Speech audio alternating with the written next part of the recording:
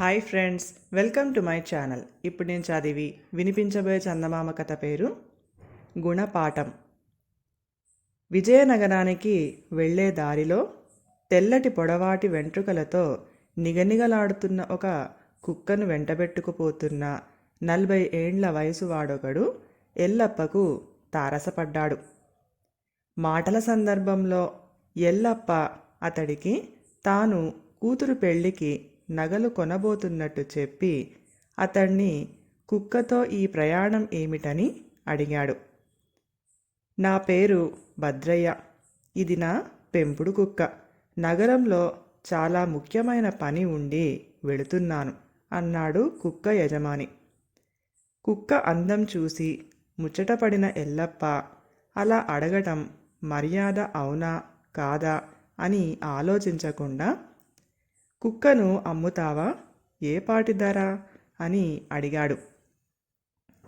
భద్రయ్య ఆ ప్రశ్నకు ఆశ్చర్యపోయి ఎల్లప్పకేసి పరీక్షగా ఒక మారు చూసి, సరే అమ్ముతాను, 1000 వరహాలు అన్నాడు.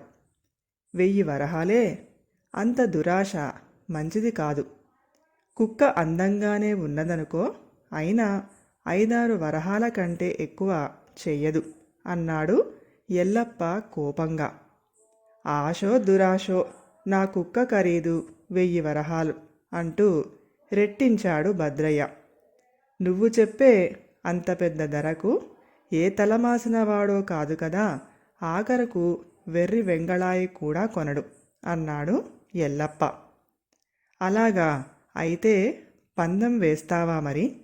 దీన్ని నువ్వు చూస్తూ ఉండగానే 1000 వరహాలకు అమ్ముతాను అన్నాడు భద్రయ్య. అలాగే, పందెం. నువ్వు ఆ ధరకు అమ్మగలిగితే 100 వరహాలు ఇస్తాను. అమ్మలేకపోయావో నువ్వు నాకు 100 వరహాలు ఇచ్చుకోవాలి అన్నాడు ఎల్లప్ప రోషంగా. ఇద్దరూ విజయనగరంలోని ఒక పెద్ద బజారు చేరుకున్నారు.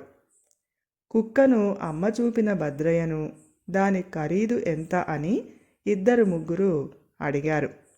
1000 వరహాలని భద్రయ్య చెప్పగానే వాళ్ళు కుక్కకేసి భద్రయ్యకేసి వింతగా చూసి, వీడేదో పిచ్చివాడు అనుకుంటూ మారు మాట్లాడకుండా వెళ్ళిపోయారు. చూసావా, కుక్క అమ్మకం దేవుడెరుగు. అందరూ నిన్ను వెర్రివాడి కింద జమ కట్టేస్తున్నారు అన్నాడు ఎల్లప్ప ఉత్సాహంగా. తొందరపడకు, నా కుక్కను 1000 వరహాలకు అమ్మి తీరుతాను అంటూ భద్రయ్య వీధి వారగా పంజరాల్లో చిలకలను పెట్టి అమ్ముతున్న ఒకడి దగ్గరకు వెళ్ళాడు.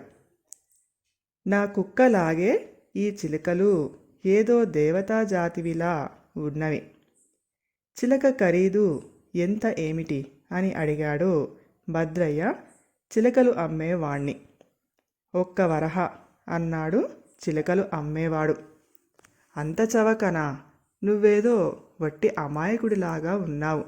ఒక్కొక్క చిలకను 500 వరహాలకు కొంటాను, అమ్ముతావా అన్నాడు భద్రయ్య పంజరంలో నుంచి 2 చిలకలను చేతిలోకి తీసుకుంటూ. ఏమిటి, చిలకను 500 వరహాలకు కొనబోతున్నావా? నీకేం మతిపోయిందా అన్నాడు ఎల్లప్ప ఆశ్చర్యపోతూ. భద్రయ్య ఆ మాటలు ఏమాత్రం పట్టించుకోలేదు. అతడు కుక్కను చిలుకలు అమ్మేవాడికి చూపుతూ, ఈ కుక్క ఖరీదు 1000 వరహాలు, డబ్బుకు బదులుగా దీన్ని తీసుకో అన్నాడు. 2 చిలుకలను అమ్మితే వచ్చే 2 వరహాల కన్నా ఈ కుక్కను అమ్మితే మరి కాస్త ఎక్కువ డబ్బు వస్తుందనుకొని చిలుకలు అమ్మేవాడు మారు పలక్కుండా కుక్కను తీసుకున్నాడు. భద్రయ్య ఎల్లప్పకేసి తిరిగి, చూసావా, నీ కళ్ళ ఎదుటే కుక్కను 1000 వరహాలకు అమ్మాను. పందెం డబ్బు 100 వరహాలు ఇచ్చుకో అన్నాడు. ఎల్లప్ప దిగాలు పడిపోతూ భద్రయ్యకు 100 వరహాలు ఇచ్చేశాడు. భద్రయ్య తాను కొన్న చిలకలను దాపులో ఉన్న చెట్ల మీదికి వదిలిపెట్టి ఎల్లప్పతో, తెలిసిందా, అమ్మ చూపని దాని మీద మోజుపడి దురాశ కొద్దీ ఎంత నష్టపోయావో, ఇది చిన్న 100 వరహాల గుణపాఠమే కదా అని మరిచిపోతే మరోసారి 1000 వరహాలు నష్టపోయే ప్రమాదం కలగవచ్చు అన్నాడు.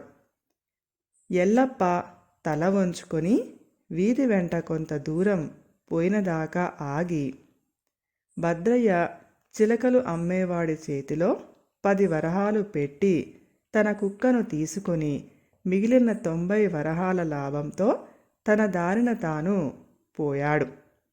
కథ సమాప్తం. ఈ కథ కనుక మీకు నచ్చినట్లయితే ప్లీజ్ లైక్ చేయండి, షేర్ చేయండి. మరిన్ని మంచి మంచి కథల కోసం మా ఛానల్ని సబ్స్క్రైబ్ చేసుకోండి. Thank you.